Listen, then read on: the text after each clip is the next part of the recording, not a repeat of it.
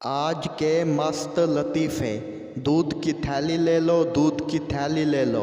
हीरा जल्दी से बाहर गई और शर्माते हुए अंदर वापस आई। शौहर बोला, क्या हुआ? हीरा बोली, कमीना बरा बेच रहा है। हीरा की शादी एक वकील के साथ तय हो गई।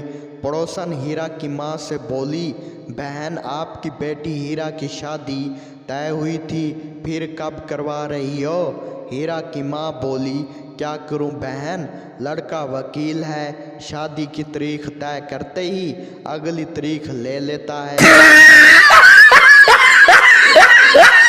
हीरा सड़क पर चल रही थी। इसकी टी शर्ट पर एक जहाज बना हुआ था। एक लड़का इसके साथ साथ चल रहा था और इसकी टी शर्ट को घूर रहा था। हीरा बोली, क्या तुमने कभी हवाई जहाज़ नहीं देखी क्या? लड़का बोला, मैंने हवाई जहाज़ तो बहुत देखे, लेकिन ऐसा मस्त हवाई अड्डा कभी नहीं देखा। शादी के बाद हीरा ने पहली बार शौहर के लिए अपने हाथ का खाना तैयार किया है। सालन में मिर्च बहुत ही तेज़ थी। शाम का वक्त था और शौहर रात नहीं ख़राब करना चाहता था। बेचारा शौहर अपने आंसू साफ करते हुए बोला, खाना बहुत टेस्टी है। हीरा बोली, लेकिन सरताज जी, तुम रो क्यों रहे हो? शौहर बोला, ये तो खुशी के आंसू हैं जानू। हीरा बोली, सरताज जी, और दूं क्या? शौहर बोला, नहीं जानू, मैं मज़ीद खुशी बर्दाश्त नहीं कर पाऊंगा। बस में हीरा ने एक लड़के से कहा, मैं पेट से हूँ, बराह करम मुझे सीट दें। लड़के ने कहा, तुम आमला तो नहीं लग रही।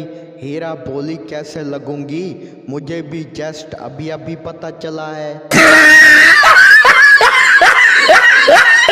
औरत बड़े से बड़े दुख दर्द भूल सकती है, लेकिन माँ कसम, पड़ोस में गए बर्तन नहीं। सर्दियों में सूरज की रोशनी भी हीरा जैसी हो गई है। कसम से मोहल्ले में कभी कभार नज़र आती है, मगर जब नज़र आती है तो पूरा मोहल्ला निकल आता है। हीरा शौहर से बोली, क्या तुम पड़ोसन के साथ फिल्म देखने गए थे? शौहर हीरा से बोला, क्या करूं जानू, तुम पहले ही जानती हो, इन दिनों में फैमिली के साथ देखने के काबिल शायद ही कोई फिल्म हो।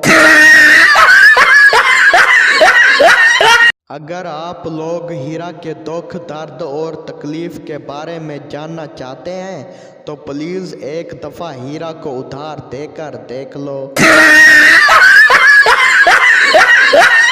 क्लास में हीरा गुस्से से ऊंची आवाज़ में चिल्ला रही थी, सब लड़के एक जैसे होते हैं, बिल्कुल एक जैसे। हीरा का एक शरारती दोस्त हीरा के करीब जाता है और मासूमियत से बोलता है, हीरा जी, क्या ज़रूरत थी आपको सब लड़कों को आजमाने की?